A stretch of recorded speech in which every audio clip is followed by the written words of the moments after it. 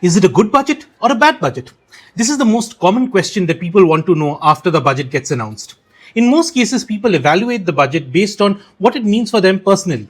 Do I have to pay more taxes? Do I get something from the government? Are things going to get more expensive? And that's a very natural response.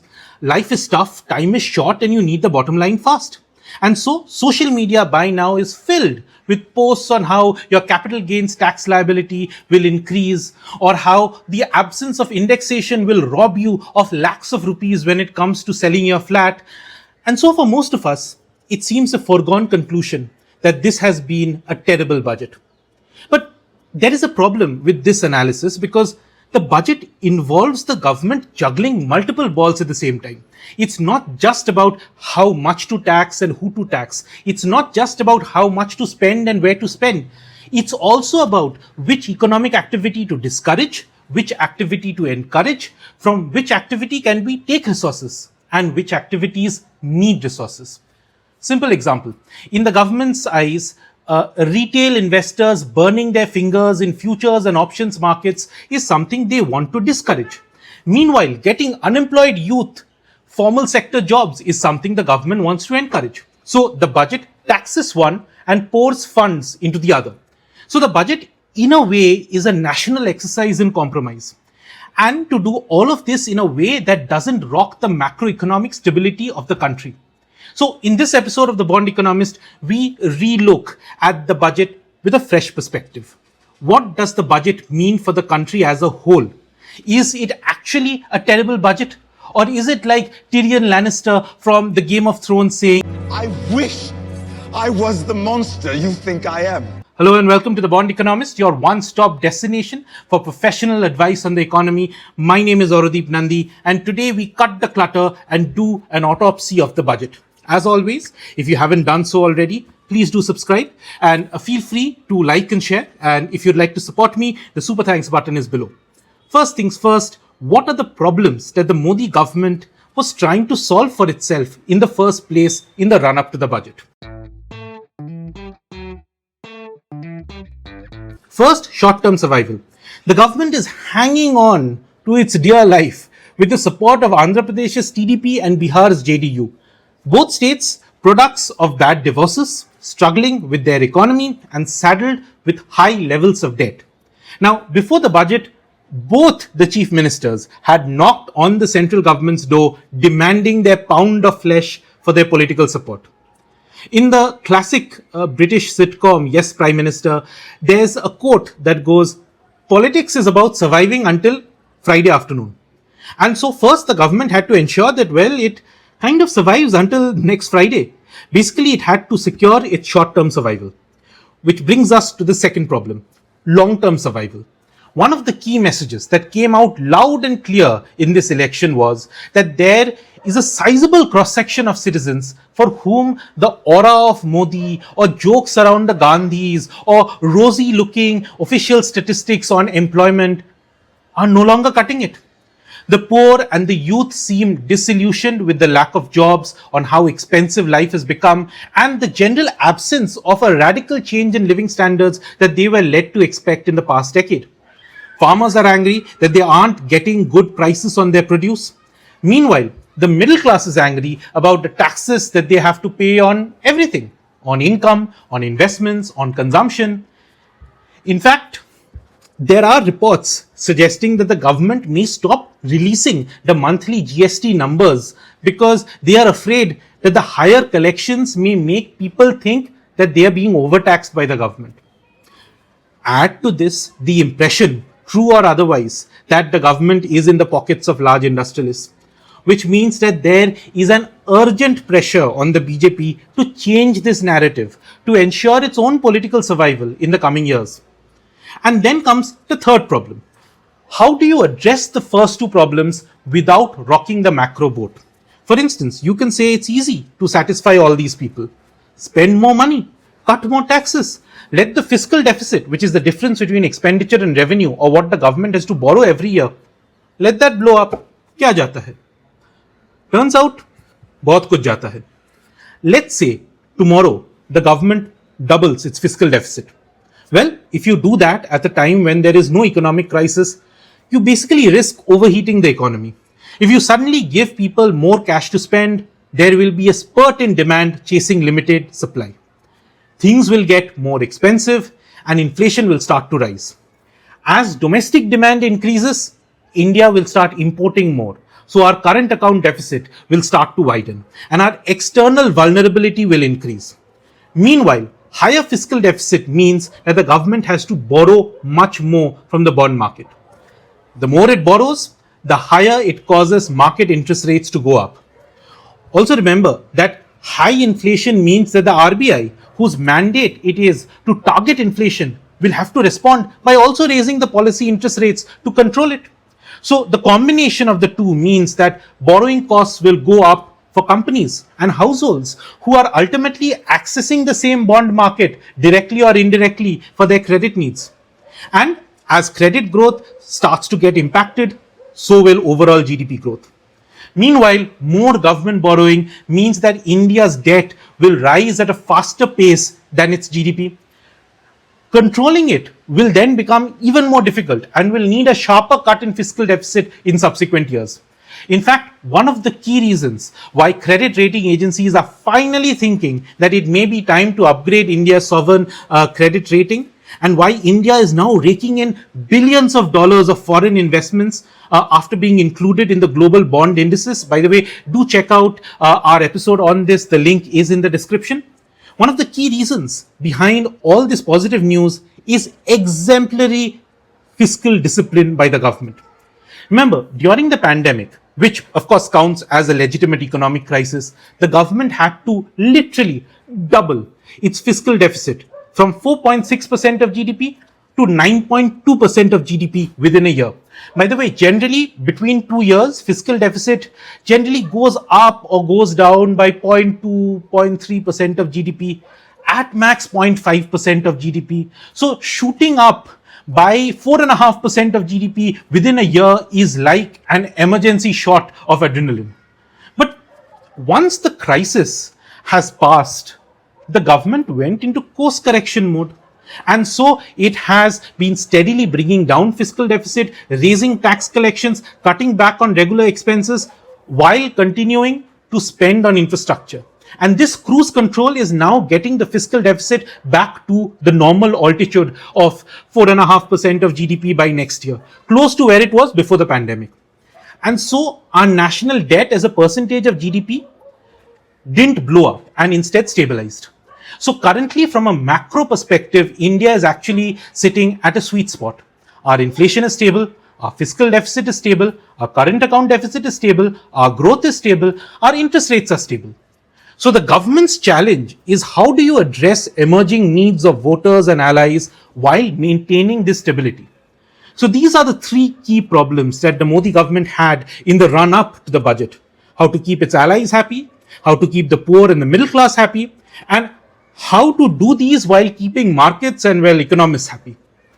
Now, it had announced an interim budget in February, a kind of no-frills autopilot budget designed to run the country until the elections get over when the new government is elected and it presents the final version of the budget we are talking about now. But I think the election results made it very clear to the government that it couldn't afford to do a simple Control-C, Control-V of what they announced in the interim budget. So how did the government go about addressing these three problems? Let's talk about the first problem, short-term survival. Full marks here. Andhra Pradesh and Bihar may not have gotten the special status title, but were sure made to feel special. There has been a host of infrastructure projects which the central government will be helping the states with. And I know that other states, particularly opposition states, are moaning and groaning, but a less appreciated fact is that between the interim budget in February and the final budget presented now, the amount of central government revenues that go to state governments has actually been increased. Also, every year, the government gives long-term interest-free loans to states for them to invest in infrastructure projects. That amount has also gone up from 1.3 lakh crore rupees to 1.5 lakh crore rupees now. So politics aside, the fact remains that most states are probably better off now than they were during the time of the interim budget. Which brings us to the second problem, long-term survival. How do you solve the wider discontent among people that there isn't enough employment and that the middle class isn't happy? Let's start with the middle class question. Now, I know people keep saying that this budget is terrible for the middle class. And that's because they have increased the capital gains tax on short-term and long-term equity investments. They have increased taxation on futures and options trading. They have removed indexation from property sales. So basically, if you sell a house whose price has increased, you can no longer reduce your tax burden by discounting it for inflation. So people are saying, you are taxing our incomes, you're taxing our consumption using GST, and now you're hell-bent on taxing our investments. What the hell are you doing to the middle class? Point. Now, this might be a very Indian problem, but most of us seem to have a habit of calling ourselves the middle class. I mean, most people who stay in comfortable suburbs, have a car, have a good portfolio of investments, are taxed at the top of the income tax bracket, go on regular holidays, maybe in 4-star or even 5-star properties, occasionally travel abroad, dine in good restaurants. If you ask them, are you rich? They'll say, no, we are middle class. But here's the fact. According to the government's latest household consumption expenditure survey, if your monthly consumption expenditure is around 21,000 rupees and above, so if your annual expenditure on an average is around 2,50,000 rupees or so, then you are actually not in the middle class. You are in fact in the top 5% of the population in urban India. And it takes a lot less of expenses to be in the top 5% of the rural population in India. So the government's focus is not on you. It's actually on the rest, 95% of India, in the middle of which the real middle class sits. Which is why the budget is talking of ambitious targets for affordable housing in rural and urban areas, increasing the standard deduction, expanding the income tax brackets at the lower end, where the 5% tax slab has been increased from an annual income bracket of 3 to 6 lakhs to 3 to 7 lakhs, and the 10% bracket has been expanded from 6 to 9 lakhs to 7 to 10 lakhs. So the finance ministry calculates that an extra 17,500 rupees on an average will now be in the hands of the real middle class because of these tax cuts. And so the government is like, we are going to lose some 30,000 crore rupees or so because of these income tax cuts. Let's make up for this loss by, bringing capital gains of all assets to the same level for short-term and long-term taxation. So it's a balancing act. The government has figured out that the economy is doing fine. The better off people are still going to be making money. Stock markets are probably going to continue doing well.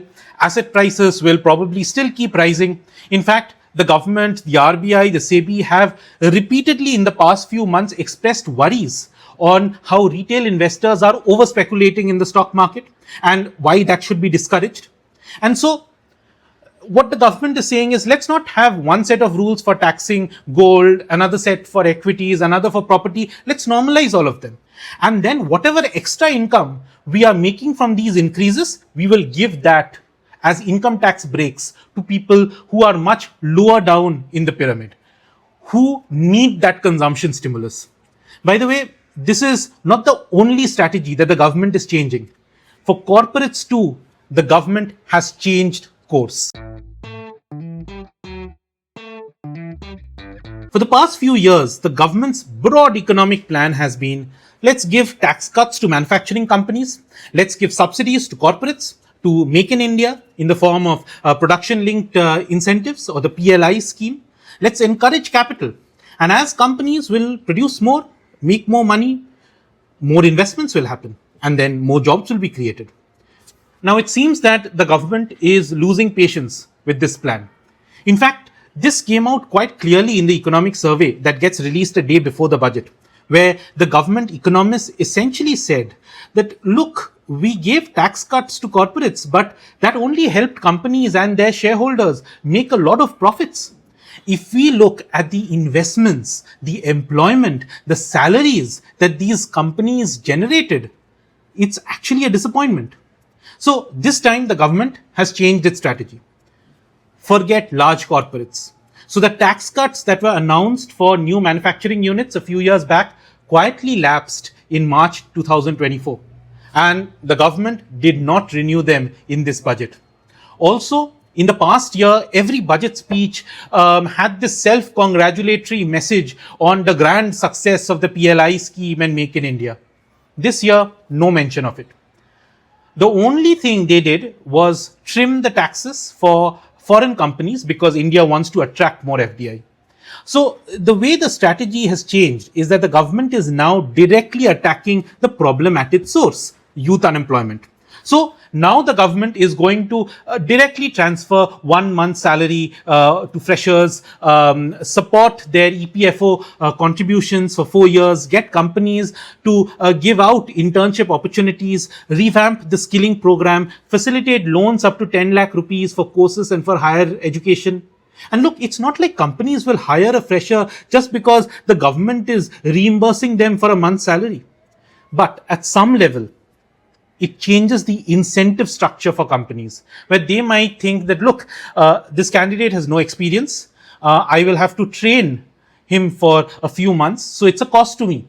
But now that the government is helping me bear some of that cost, you know what? Let me maybe hire this person.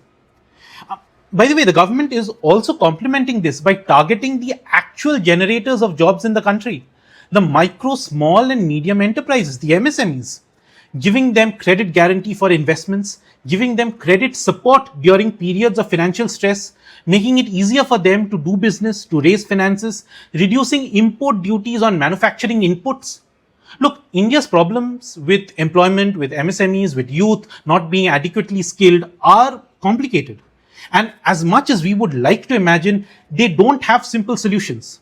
And a lot of these initiatives may fail to actually make a difference. But this is a step in the right direction. We keep saying that the government has not taken the unemployment problem seriously. Well, this is them being serious about it. This is them throwing cold, hard cash at the problem. And finally, let's get to the third problem. How do you ensure that all this extra spending, all these tax cuts, all these bending over backwards for Andhra Pradesh and Bihar doesn't disturb the macroeconomic equilibrium in the country? Well, in that respect, the budget actually does a stellar job. Remember how I said that the government is trying to get fiscal deficit, the difference between what it spends minus what it earns, back to pre-pandemic levels so as to stabilize our debt? So we ended last year, FY24, at 5.6% of GDP. The government's goal is to get it below 4.5% of GDP by next year or FY26. So in this year, in FY25, the interim budget in February had a fiscal deficit target of 5.1% of GDP. Now in the final budget, the government brought it down even further to 4.9% of GDP. So what happened in between? Well, the RBI transferred a record amount of dividend of over 2 lakh crore rupees to the government. Now, this practice happens every year. Whatever income the RBI makes from the bonds that it holds, the currency that it sells, is ultimately transferred to the government after allocating some amount for its own reserves. In fact, we've done a detailed episode of The Bond Economist on this. I'll leave a link in the description. But this time, the amount transferred was crazy high. It was around 0.4% of GDP higher than what was budgeted. So what did the government do with this extra amount? Well, it used 0.2% of GDP to support extra spending, but then used the remaining 0.2% of GDP to cut its fiscal deficit down from 5.1% of GDP to 4.9% of GDP, which means that now reaching the medium-term target of 4.5% of GDP by next year is far more achievable. And one of the important things that the government has done is that even as it has been ruthlessly cutting down fiscal deficit, it has continued to spend record levels on infrastructure. Our infrastructure budget is double of what it was before the pandemic. And that is no small feat at a time when you are under pressure to cut spending. Look, I started off with this. The budget is a grand exercise in national compromise. And you may complain that only a small proportion of the population is paying income tax, and you are absolutely right. But that's been a long-standing problem for India, and successive governments have tried to increase the tax base. It's certainly not the story of one budget. And by the way, there is also another tax that everyone is forced to pay, regardless of income, and that is GST. You could be the Ambanis, or you could be the auto rickshaw driver who's driving the Kardashians to the Ambanis. Both of you are paying the same GST on anything you purchase. But unlike what social media might think, GST coverage isn't decided by Nirmala Sitharaman, but by centre and states jointly. Actually, the centre can't unilaterally change GST taxes or GST coverage. And yes, people are extremely discontent with having to pay more for their capital gains. And a lot of people who may be supporting the BJP are now seething in anger that they are seeing their tax burdens go up. So there is a political cost that the government is bearing in this budget. But what it hopes is that the political gain that it makes from transferring more resources to the bottom of the pyramid will offset it. Only time will tell if this strategy plays off. For more such insights, like, share, and subscribe to The Bond Economist.